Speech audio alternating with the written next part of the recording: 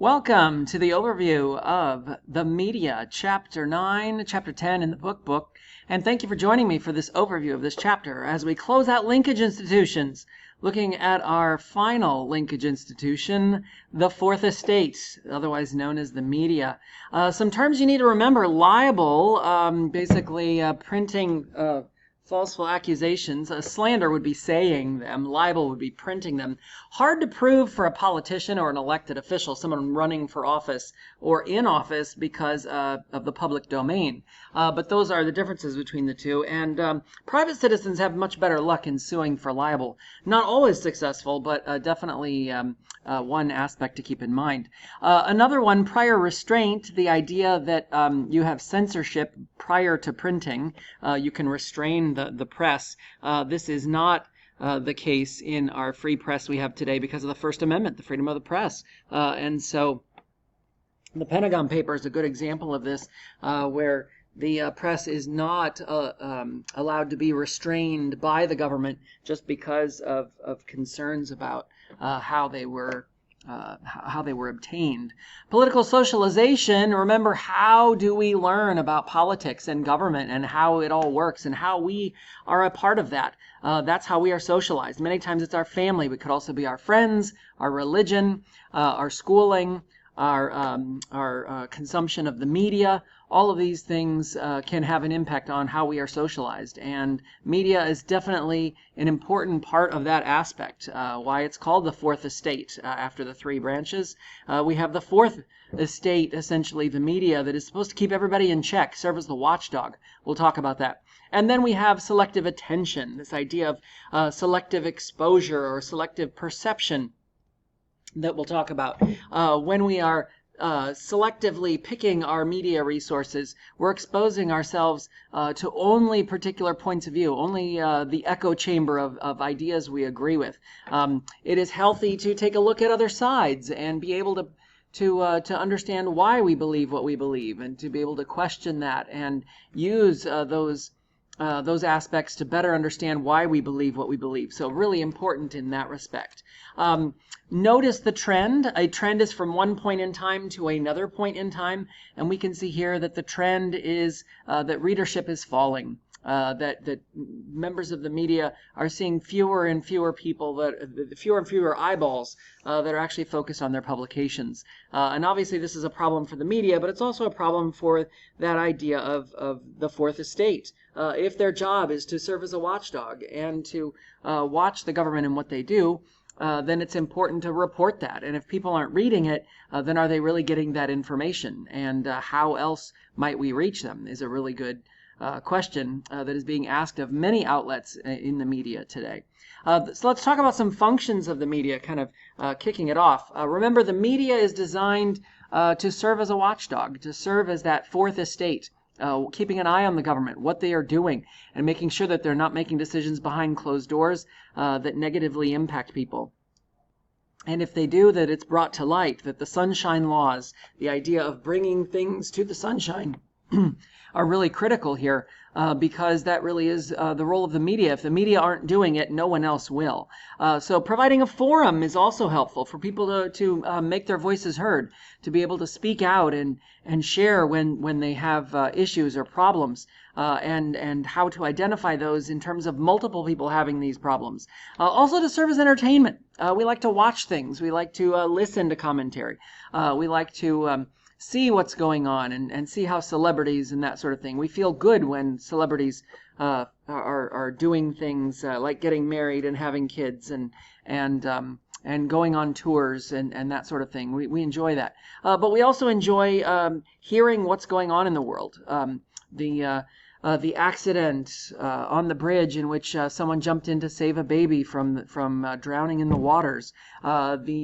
The hurricane that is taking shape, the tornadoes that went through the Midwest. All of these are things that it is helpful for us to know when things happen, that they're being reported and that we're hearing about them. We like to be an informed or attentive public. Remember that. And so that is really important to us. And what we watch also indicates the focus that we will have, our political socialization, very important here, in terms of that selective exposure. Are we exposing ourselves to more than just one point of view? Are we exposing ourselves to varying viewpoints? And what impact does that have on our ideology, on our political beliefs? And so the media is very much a linkage institution of importance here, because like no other, they have a really strong and responsible aspects to the general public in terms of really bringing to light a lot of things that otherwise we would not see, that we wouldn't see those news reports, we wouldn't see those of information that's being cast out there. And political parties aren't going to do it, interest groups aren't going to do it.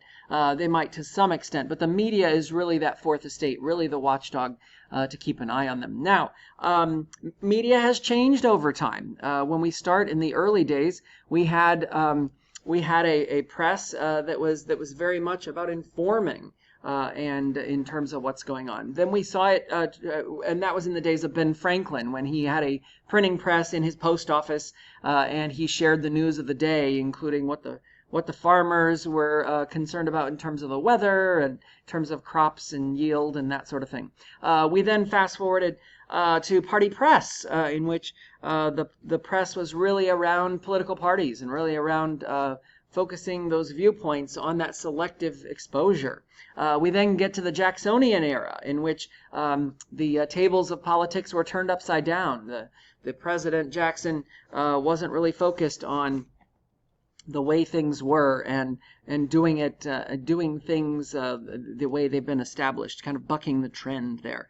That gave rise ultimately to the morphing and changing of the media. When we talk about the Civil War, we look at the aspects of the media reporting on the battlefield, reporting on the casualties, reporting on the lives impacted of what's happening, as well as the lives of freed slaves and what they're doing in this Freedmen's Bureau and in the sharecroppers and the news of what was happening in the South and across the South as a result of the end of the war, the Reconstruction period, where the federal troops were stationed, and then the end of that in 1877.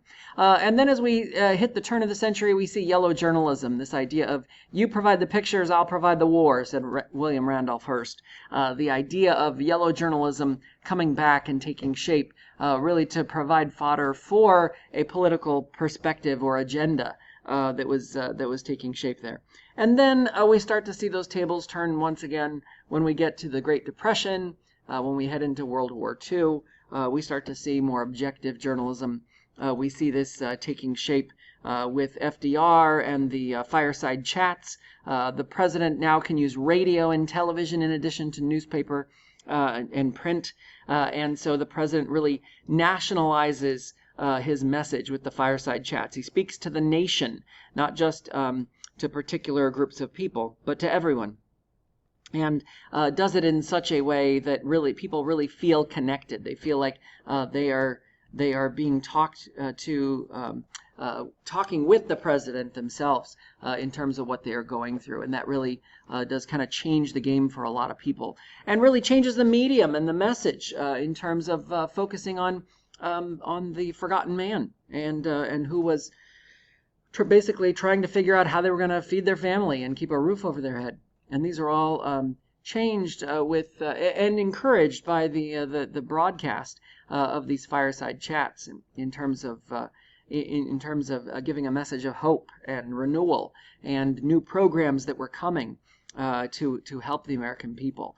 Fast forward to the 1960s, we start to see the role of television and how it changes presidential debates. The idea of networks carrying broadcasts of this of these debates and creating a news cycle in terms of what goes on during the day. Will it carry on the evening news when people sit down to dinner and watch and see what's going on in the world after their busy days? This leads to a 24/7 news cycle, what we have today.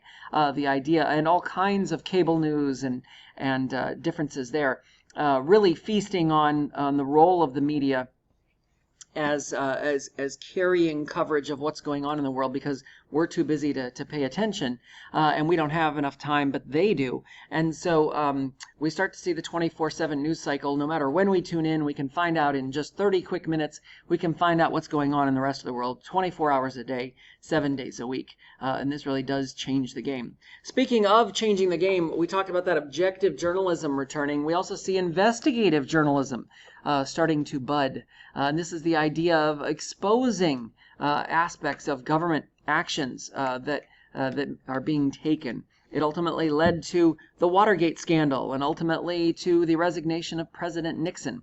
But the investigative journalism takes hold, and we start to see reporters delving deeper into stories and into background that is really at the root of the journalism that we know and love, in terms of the idea of really getting into a story, finding out the backdrop, finding out the context, figuring out what's going on. And Woodward and Bernstein, the reporters that you see here, really critical in bringing down a president because of the stories they were following.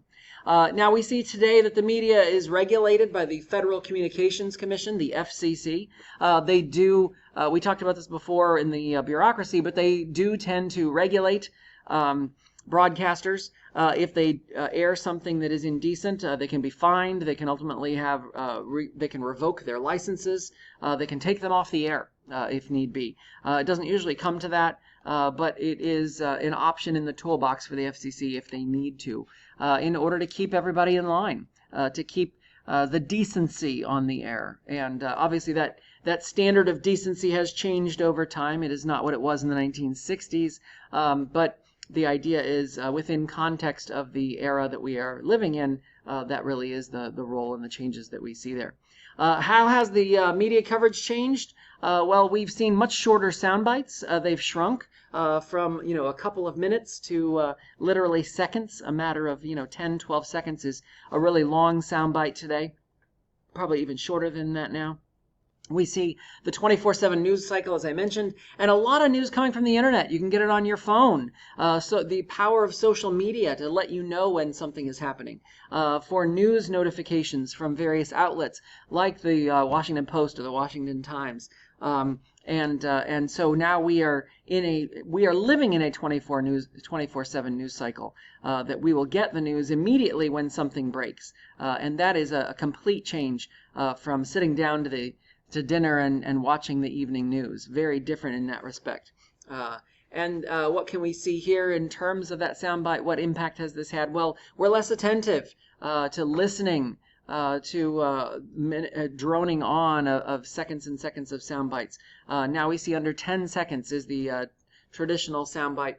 And that led us to a very less attentive public in terms of paying attention to the context of what someone is saying. This is the reason why the Supreme Court doesn't want cameras in the courtroom, why they have really been opposed to that all along for a very long time, because of people taking things out of context and not understanding the context when they hear a quote or they hear a soundbite. And that really has led to a lot of misinformation about what people hear in the news today. This idea of being spoon-fed from the media. Now, we're selectively picking who those media are that are feeding us, but nonetheless, we are getting it from them selectively because we've chosen them as our media to keep an eye on. Now, it's important to remember the media do set priorities, just like those elected officials set the agenda, like the president sets the policy agenda. We see them doing the same. Notice it's not just an agenda setter here, though. They're watchdogs. They're keeping an eye on what information is out there and what the government is doing or not doing and should be doing. They're watching that very closely to see is the government participating in something that they shouldn't? Are they doing something illegal? Are they doing something unethical, calling into question their role? Are they serving as gatekeeper? Are they keeping too much information private when more information should be released to the public? And then are they keeping score? Right? Are they keeping score in terms of who won, who lost, and how does that break down? So all of this is important in terms of the role that the media plays to set the agenda, to serve as the mouthpiece of the of the people to the government, the fourth estate, if you will. Now, how does this connect to campaigns? If you remember, we cover the horse race, we cover what's going on, we cover the ideas of what's going on in an election and who's in first, who's in second, how the campaigns are being covered, and whether they're making any gaffes, making any mistakes. So this is all tied into the role of the media in covering those campaigns, in covering those elected officials and what they're doing in the here and now to address the needs of the people. And are they addressing the needs of the people? Are they addressing what people are telling them on the campaign trail and what they're seeing in polls? Are the polls favoring them because their focus is on what the people are asking? And are they paying attention to that? The media is covering a lot of those aspects with a lot more analysis that we used to see. And so that also brings in the idea of bias, the idea of different reporters having a particular bent or point of view. And so as we've seen a more candidate-centered campaign, we have seen the political parties mattering less and candidates mattering more, but it also raises the issue of how do they address the candidate-centered hoopla, if you will, the media coverage. How do you cover a candidate objectively when you're so close to someone and you basically got stars in your eyes as a result of that? Are you covering them objectively? Are you covering them fairly? And that really does call into question the concerns that people have about if the media is still being objective. Are they still being the reporter that they're supposed to be, or are they getting starstruck and as a result too focused on the candidate and their personality and less so on the job they should be doing? Media coverage includes the horse race I mentioned. Who's in first? Who's in second? Who's coming up in third? What impact are they having on the race and on the campaign? And then those sound bites, as I mentioned, getting shorter and shorter from those clips, giving us less and less context as to what's happening there. So it really does tend to take away the context, the importance of why something was being said in a certain way that it was. And when you take that away, it's really hard to understand it. So then we're led to believe the selective exposure we have subjected ourselves to in a way that is less beneficial for us to be able to differentiate between different points of view, because we are selectively closing out views we don't agree with. We are selectively choosing the perspectives we do agree with, and this can be dangerous. This can be dangerous because then we're getting a bias from news that is biased, and we're basically taking that as news, as evidence, and not really questioning it or looking deeper, delving deeper, because a lot of times we don't have time to do so. So that can be dangerous, and so this media coverage a lot of times is all we get. And the president even is going to use the media here. The president's going to use the bully pulpit, that pulpit that the president stands behind and uses, whether that's the State of the Union, whether that's a press conference, whether it's a walk to the helicopter on the South Lawn, whatever the case may be. The president's going to use the media too, and the media know it. They know when they're being played. They know when they are being fed information that the president wants to get out there. And so and the president does this in terms of setting the agenda, and the media know it, and sometimes they report on it as such, sometimes they just report it without that context. And so that's really where our differentiation, our perspective, and our questioning comes in, because we shouldn't just take information at face value. We really should delve into the details in terms of why something is happening, why we believe what we believe, and use evidence to base it on, and contextual evidence from sources that are valid, that are accurate, that are newsworthy, to be able to use as evidentiary sources. So that's really important here. Now, Congress also plays an important role in the media. While they don't get the same attention as the president, they are able to use the media from time to time, especially when it comes to significant legislation that they're working on, whether it's the Speaker of the House or whether it's the Majority Leader in the Senate. they do try and set the policy agenda in terms of if they are opposing the president. That usually gets covered. If they are in lockstep with the president, then the president usually gets covered more. They usually get covered more if it's the if they are opposing the loyal opposition, if you will, in terms of the president's message. It's a lot harder to cover Congress, and it's harder for those 435 members of the House of Representatives to get coverage because there's 435 of them. Even in the Senate, there's 100 of them. You can't cover all of them all at the same time. So, unfortunately, policy speeches don't get covered as much as a member of Congress falling down the stairs. That gets a lot more YouTube hits, gets a lot more attention, and attracts the media than a policy speech on rising prices and the importance of our economy. That's a sleeper to a lot of people because of the way that the media covers events, and that is not something that gets covered nearly as much because it doesn't get as many eyeballs. So Congress has a difficult time trying to get the media's attention. They are successful, but they have to use more bells and whistles. They do have to focus on their policy agenda. They have to focus on the president's policy agenda in terms of their support or opposition to it. And that's where we see those on the edge, those on the fringe that are either waffling, not waffling, but more like wavering, there's the word, wavering between whether to support it or not support it. Joe Manchin right now is a great example of a member in Congress who hasn't gotten a lot of press in recent years, but now all of a sudden the Senate's 50-50 and the vice president is a Democrat, swinging for Republicans, or excuse me, swinging for Democrats. Now all of a sudden we see Joe Manchin's vote really matters, and so he's getting a lot of press these days because he's on the fence. He is a wavering, very conservative Democrat, but tends to vote with the Democrats and caucus with the Democrats. And that can swing legislation to passage or to failure. And so all of a sudden the media take note of that. And that's an aspect of Congress that the media pay attention to. Unfortunately, those that are safe votes for Democrats or Republicans get a lot less attention. So how has media coverage changed since 1960? How has this growth in government and the changes within the media, especially social media, changed with this over time?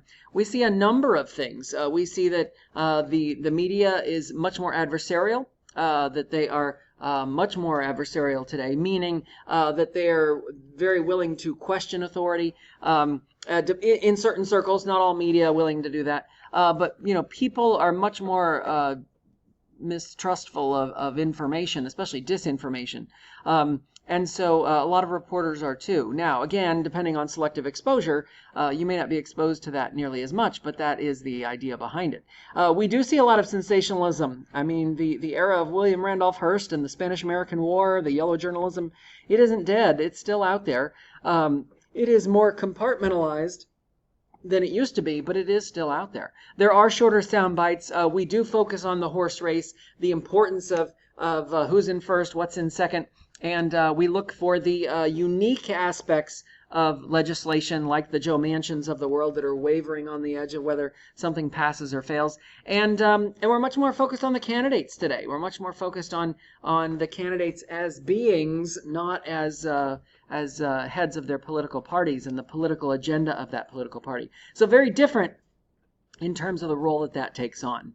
And that, ladies and gentlemen, is the overview of the media, looking at Chapter 9 in the PDF, Chapter 10 in the book. I hope you found this helpful. I will also be posting the top 12 highlights from this chapter, which you may find helpful as well. I hope you do well on the upcoming assessment and ultimately on the AP exam.